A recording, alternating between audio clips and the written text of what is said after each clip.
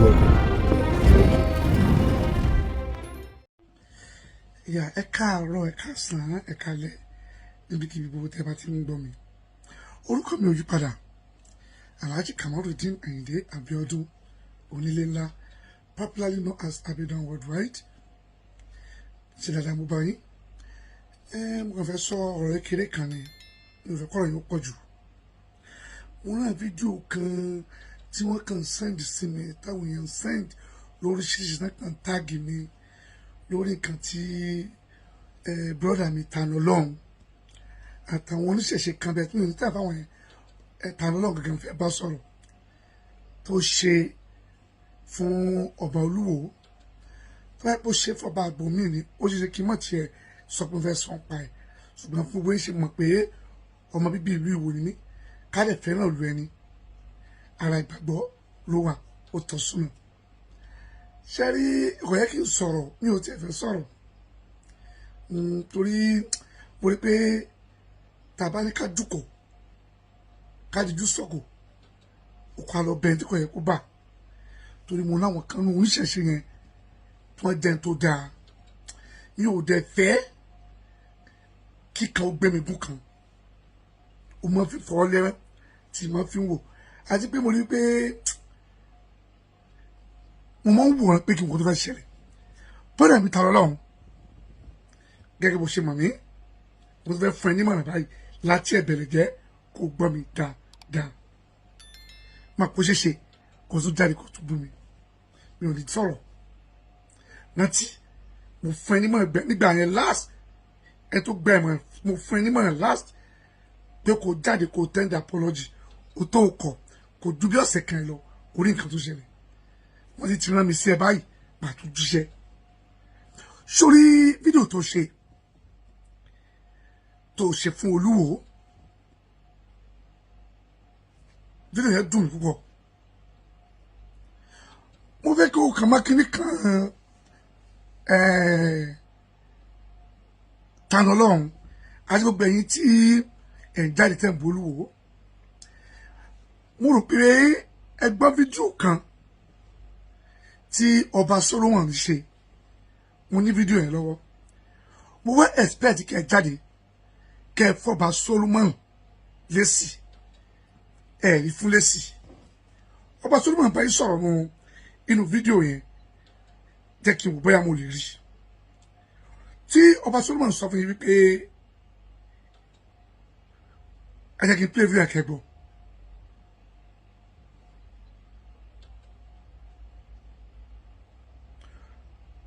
Tí ọba Solomon tí ó ṣe fídíò yẹn fún yín wípé òun rí fídíò kan tí ẹ̀yin oníṣẹ̀ṣe ṣe tẹ́ ẹ ti ń bú Olúwo ẹ máa gbọ́. Mo rí àwọn ènìyàn tí wọ́n jáde wípé bí ọba Olúwo ti ṣí orí sílẹ̀ wípé kò dáa lóòótọ́ ni a gbọ́ nínú ìtàn bẹ́ẹ̀ ẹ̀yin àwòrán ṣàṣà ẹ̀yin àgbààgbà ilẹ̀ Yorùbá ẹ̀yin ọba ńláńlá nílẹ̀ Yorùbá gbogbo ẹ̀yin tẹ́ ń sọ̀rọ̀ sí ọba Olúwo mo rí yín gẹ́gẹ́ bí ẹni tí ọpọlọ ẹ̀ yòrò irú àwọn kéèsì báyìí kò fa ìjà iṣẹ́ ẹ̀yin àgbààgbà ni wípé kẹ́ bọ́ ìta ọba tó bá sí orí sílẹ̀ nǹkan báyìí ló máa ń ṣẹlẹ̀ sí láyé ìgbà ìwáṣẹ̀ kí ẹnìkan dẹ̀ bọ́ síta kó dẹ̀ sọ ọkọ tó máa ń ṣẹlẹ̀ sí ọba Olúwo tí nǹkan yẹn bá wá ṣẹlẹ̀ àwọn ọba tó kù tó wá fẹ́ ṣe bí tọba Olúwo wọ́n fi kẹ́kọ̀ọ́ wọ́n fi kọ́gbọ́n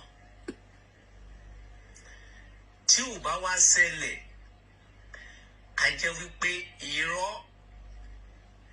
òun lẹ́ gbé gègé látijọ́ yìí ọba òkè sórí sílẹ̀ ọba òkè ṣe gbá ọba òkè rókun ọba òkè ṣe gbá so ọba tó bá sí orí sílẹ̀ kí ló máa ṣẹlẹ̀ ẹ sọ jáde ká gbọ́ torí Olúwo ti sórí ilẹ̀ báyìí so kí ló máa wá ṣẹlẹ̀ sí so máa kú ní ọjọ́ mélòó ni ọba yẹn máa fi kú kí ló máa ṣẹlẹ̀ sí. So tí kíní bá wá ṣẹlẹ̀ gbogbo àgbáyé gan respect àṣà àti ṣe wa ṣùgbọ́n tí ò bá ti ṣẹlẹ̀ a jẹ́ wípé fọ́ǹbù lẹ́kàn fọ́ǹbù kiri ẹ̀ ò ní kankan irọ́ lẹ́ túta gẹ́gẹ́ bí ewé tí ò bá lẹ̀ ti ṣẹlẹ̀ kí gbogbo yín kẹ́pa gbogbo ẹ̀yin ọba tó kù kẹ́ padà sí nǹkan tí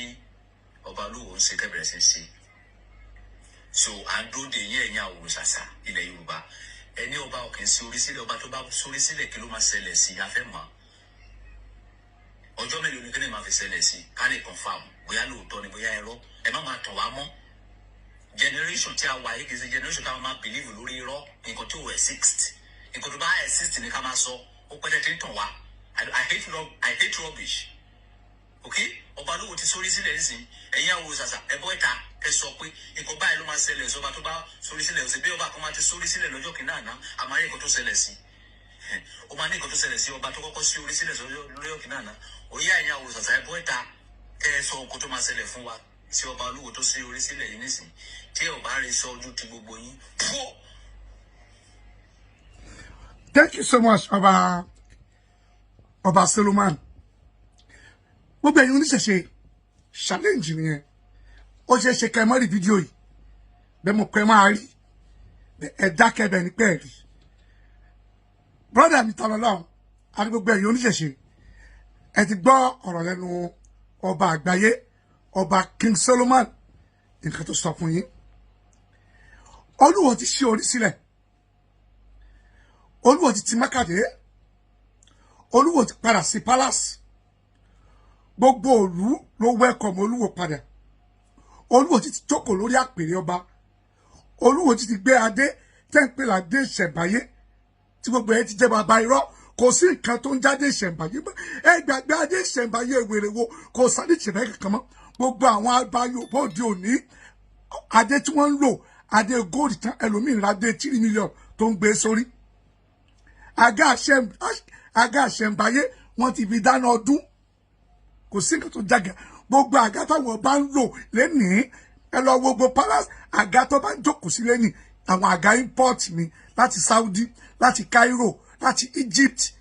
mi láti Nàìjíríà òun náà bá pè ní royal seat ní pè kò sí ìtò olóògbé àwọn àga àṣẹ̀ǹdáyé kankan mọ́ ẹni ọtí fẹ́ sọ̀rọ̀ pọ̀jù bẹ́ẹ̀ ni tààrà ọ̀hún àti gbogbo ẹ̀yọ́ oníṣẹ̀ṣe pátá ẹ ti gbé àkàtọ́ bá Solomon wí olúwo ti sórí ilẹ̀ o kí ló fẹ́ ṣe olúwo ti jókòó ní palace kí ló fẹ́ ṣe láti àfikún ó ṣe jẹ́ pé olúwo lẹ̀ ń tẹ̀lé kiri olúwo ti ń bá yín fa ọ̀rọ̀ yìí going to 5-6 years now orí òfò olúwo rí olúwo dẹ̀ sì ń gba yìí sí ni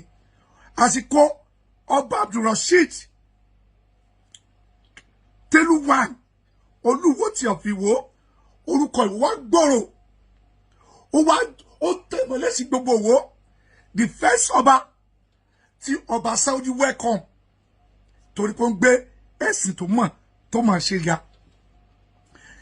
ó sì jẹ́ pé olúwo lè ń tẹ̀lé kiri ẹ dúró sórí lọ́kọ̀ máa ṣọba ṣe orílẹ̀ Saudi ọdún tó kọjá ọba méjì nílẹ̀ Yorùbá èmi fún ara mi mọ̀ tí wọ́n lọ sí sájì ọba Òṣogbo kábíyèsí ọba Òṣogbo kábíyèsí lọ Mọ́kà ó ṣe orílẹ̀ kí ló ṣe kábíyèsí ọba Òṣogbo lọ́dún tó kọjá tí kábíyèsí padà dé bóyá kí n fọ́tò kábíyèsí rẹ́yìn tí ọba ti lọ sí Mọ́kà lọ́dún tó kọjá kábíyèsí rèé ọba Òṣogbo rèé ní 2023 hajj olóṣogbo ọba Òṣogbo rèé níbi tẹ́ ẹ ti ń bọ Ọ̀ṣun Òṣogbo ọba lọ Mẹ́kà lọ́dún tó kọjá ẹ ṣe gbé lọ́dún tó kọjá tí ní ọ̀fẹ́ jẹ́ ọba ẹ̀jẹ̀ olùhájì oṣoorílẹ̀ ẹ ò ṣe gbé ṣùgbọ́n fídíò mi yóò nìkan ọba Solomon ti challenge yìí èmi náà fi challenge sí ọba tó bá lọ Mẹ́kà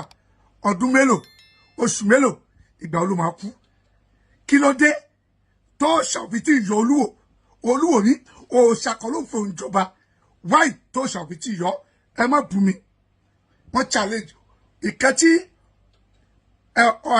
ọba Solomon sọ mo fẹ́ kẹ́ jáde mo fún ẹ̀yin oníṣẹ̀ṣe tẹ́ bá mọ ìbéèrè dáhùn sí ní just 3 days between now to Wednesday kẹ́ jáde kẹ́ bá wa sọ nǹkan tí ẹ bá dá ọba Solomon lóhùn àti kẹ́tẹ̀mí náà wí kẹ́ fún wa ní iye ìgbà ká fi mọ̀ pé lóòótọ́ ìṣẹ̀ṣe yẹn ó ń bẹ bẹ́ẹ̀ ṣe ń sọ ẹ mọ́ra tí ọba Solomon ní tí ò bá ti jẹ́ bẹ́ẹ̀ ó ní kẹ́ dákẹ́ kẹ́ mọ́ sọ nǹkan mọ́ pé irọ́ lẹ̀ ń pa àtúrọ́ tàbí òyìnbó bí èlùbọ́ nìyí kí gbogbo ọba èyí tó bá jẹ́ mùsùlùmí kó sórí ẹ̀ lẹ̀ kó lọ ájì èyí tó jẹ́ Christian kó lọ Saudi kò sí kankan